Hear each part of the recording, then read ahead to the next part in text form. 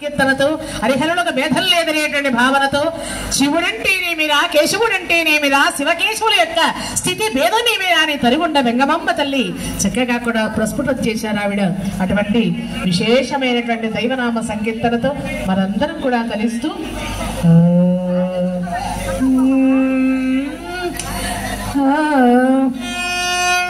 పిలుపును వినవేమిరా పరాకేలా నందబాల రాధిక హృదయలోన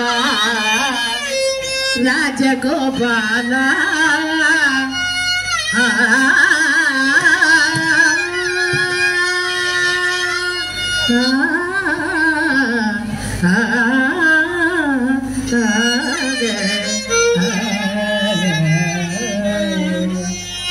పిలుపును వినవేమిరా